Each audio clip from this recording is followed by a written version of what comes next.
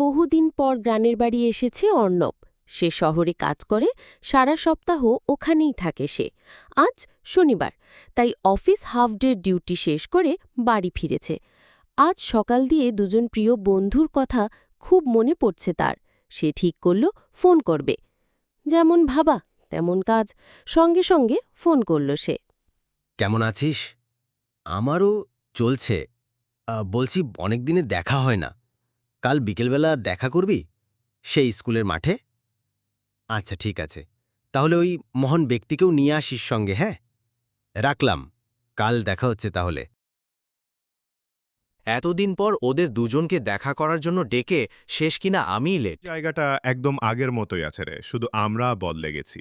বদলাবো না, এখন তো আমরা এক একজন সিরিয়াস মানুষ। তবে তোদের দেখেই আবার স্কুলের আমেজ ফিরে এলো। দেখ, আমি কিন্তু প্রমাণসহ এসেছি। এই ছবিগুলো মনে আছে? ক্লাস 6-এর বার্ষিক ভ্রমণে তোলা। ওরে বাবারে, এই ছবি তো আমি খুঁজেই পাচ্ছিলাম না। একদম সেই সময়টা মনে পড়ে যাচ্ছে।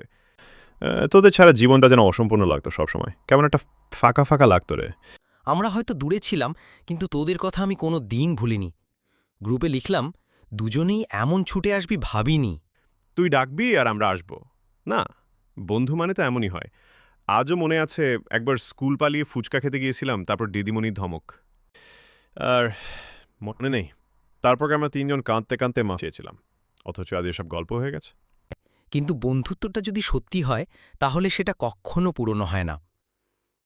চল, আজকের দিনটা স্মরণীয় করে রাখি, আবার যেন এমন দেখা হয় না রে ভাই। এবার থেকে নিয়ম করে দেখা করব, সময় না থাকলেও একদিন বের করে নেব।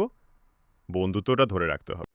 তাহলে প্রতিজ্ঞা করি, জীবনের যেখানেই যাই, এই বন্ধুত্বটাকে আর হারাতে দেব না।